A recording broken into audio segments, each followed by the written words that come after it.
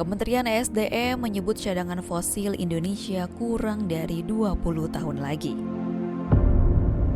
Di sisi lain, IPCC melaporkan suhu global telah meningkat sebesar 1,1 derajat Celcius. Kenaikan suhu ini disebabkan aktivitas industri manusia sejak abad ke-19 silam. Berbagai faktor tersebut membuat transisi energi ke EBT jadi keniscayaan. Namun, realisasinya butuh perubahan transformasional dari seluruh sektor, termasuk dukungan sektor keuangan.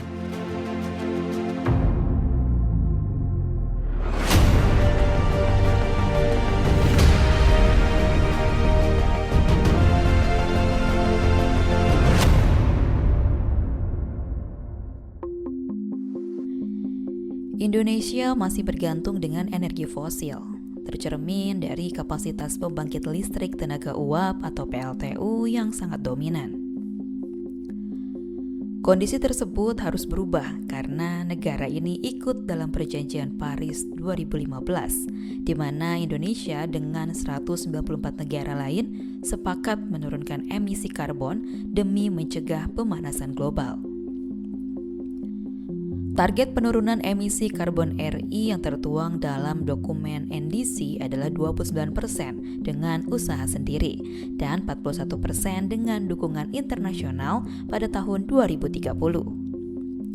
Pemerintah pun terus menggenjot bauran energi 2030. Langkah ini sejalan dengan target Badan Energi Internasional yang mematok penurunan emisi dari 33 gigaton pada 2020 menjadi 0 emisi pada 2050. Kendati demikian, dalam implementasinya ada tantangan besar yang menanti Indonesia, yaitu soal pendanaan.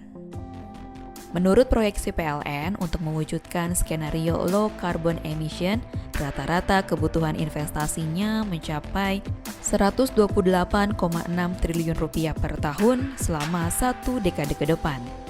Besarnya dana yang dibutuhkan untuk transisi ke energi hijau membuat lembaga keuangan global menginisiasi skema pembiayaan hijau atau green financing. Green financing merupakan investasi keuangan yang mengalir ke proyek-proyek pembangunan berkelanjutan dan berkaitan erat dengan lingkungan, serta kebijakan yang mendorong pengembangan ekonomi berkelanjutan seperti proyek energi terbarukan. Sayangnya di Indonesia skema green financing belum juga booming. Meski setiap tahun tren pembiayaan perbankan kepada proyek hijau kian naik, namun nilai pembiayaan yang dikucurkan tidak sebanding dengan perusahaan berbasis batu bara.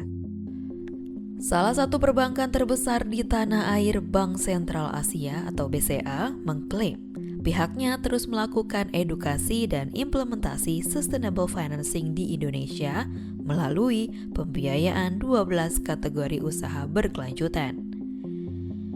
Komitmen BCA juga disebut tercermin dari penyaluran kredit sektor berkelanjutan yang naik 25,6% pada kuartal 1 2022. Dan perbankan, karakteristik dari perbankan itu follow the trade.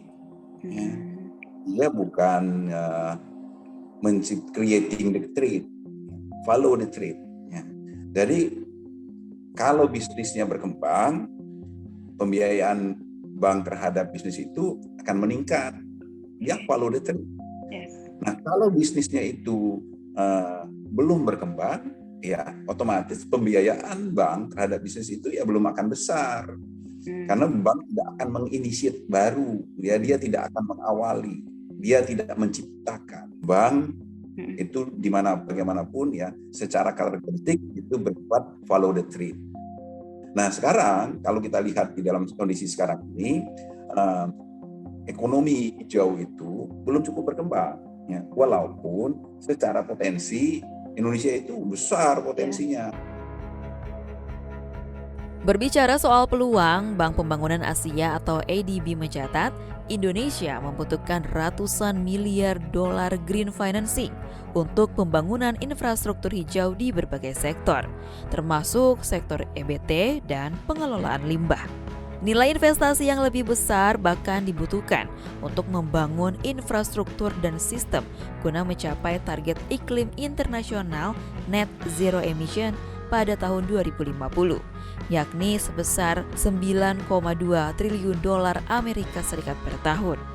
Sayangnya, dari peluang ratusan miliar dolar tersebut, selama periode 2018 hingga 2021, penghimpunan dana dari penerbitan surat utang hijau di Indonesia baru mencapai 6,3 miliar US dollar. Itu berarti masih banyak ruang bagi proyek hijau untuk bertambah besar. Dari sisi pemerintah, OJK bersama berbagai kementerian dan lembaga bahkan terus menyusun dokumen mengenai taksonomi hijau sebagai upaya untuk mempercepat program pembiayaan dengan prinsip berkelanjutan di sektor jasa keuangan. OJK selaku regulator tentunya bersama-sama dengan pemerintah akan memberikan dukungan kebijakan seperti insentif ataupun disinsentif bagi industri yang menunjukkan komitmen dan kontribusinya terhadap pembiayaan hijau. Kami mendorong agar insentif atau disinsentif ini bisa menjadi pemicu dalam pengembangan skema pembiayaan atau pendanaan proyek yang inovatif dan visible, sehingga bisa menjadi pendukung infrastruktur bagi peningkatan portfolio green financing maupun green instrument di Indonesia.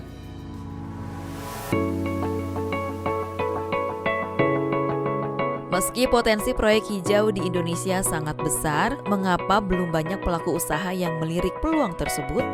Masalahnya ada sekali lagi para pengusaha kita, para pelaku ekonomi kita belum mendalami, belum menguasai ya, yang dimaksud dengan proyek-proyek ekonomi hijau ini. Ya. Apa saja sebenarnya yang bisa menjadi peluang-peluang yang bisa menguntungkan bagi mereka.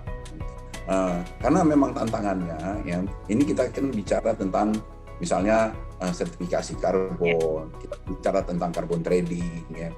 Nah, ini kan belum cukup berkembang, ya, belum cukup dipahami oleh semua para pelaku ekonomi kita. Ya. Jadi walaupun pemerintah memberikan berbagai insentif, ya, kalau mereka belum paham, ya gimana? Kalangan pengamat menilai kurang suburnya tren pembiayaan hijau di Indonesia bukan hanya dipicu oleh minimnya insentif dari pemerintah, tetapi karena kurangnya sosialisasi mengenai definisi dan monetisasi dari proyek hijau itu sendiri. CEO Sintesa Group sekaligus Chair of B20 Indonesia, Sinta Kamdani menyebut, meski peluangnya besar, banyak faktor kalangan pengusaha belum melirik proyek infrastruktur hijau. Di antaranya, mayoritas pengusaha masih berorientasi pada profit, sulitnya mengukur kinerja sektor ESG, dan sumber daya manusia yang belum mumpuni dalam memahami infrastruktur hijau. Sehingga dibutuhkan gugus tugas untuk menutup kesenjangan tersebut.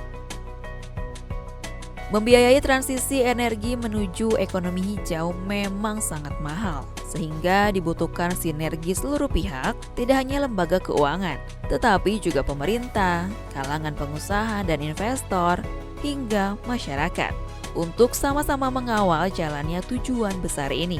Jangan sampai kata ekonomi hijau hanya menjadi slogan tanpa implementasi yang tepat dan nyata.